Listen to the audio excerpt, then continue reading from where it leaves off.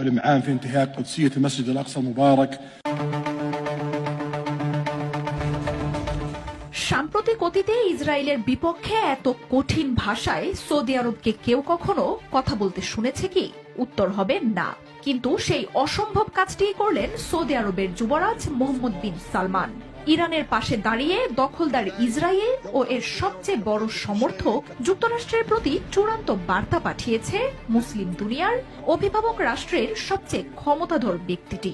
পাশাপাশি ফিলিস্তিন ও লেবানন কাণ্ডে শুধু নিন্দা নয়, বরং মুসলিম দেশগুলোকে কঠোর পদক্ষেপ নেয়ার ডাক দেন সৌদি যুবরাজ মোহাম্মদ বিন সালমান। সৌদি যুবরাজের নেতৃত্বে রিয়াদে এক ছাদের নিচে জড়ো হয়েছে ইরান, তুরস্ক, সিরিয়া, জর্ডান, মিশরের মতো দেশগুলো। আর সেখানেই এক বার্তায় ইরানে আর কোনো হামলার ব্যাপারে ইসরায়েলকে চূড়ান্ত হুঁশিয়ারি পাঠালো মুসলিম পরাশক্তি সৌদি আরব।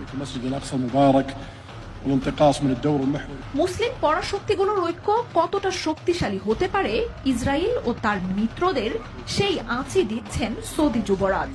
মোহাম্মদ বিন সালমানের নেতৃত্বে এদিন এক টেবিলে জড়ো হন রিসেপ তাইয়েপ এরদোয়ান, বাশার আল আসাদ, আবদেল ফাত্তাহ আল সিসির মতো আরব বিশ্বের পরাক্রমশালী নেতারা। এ সময় আয়াতুল্লাহ খামেনির দেশটিকে ভাইয়ের মতো উল্লেখ করে সে দেশের মাটিতে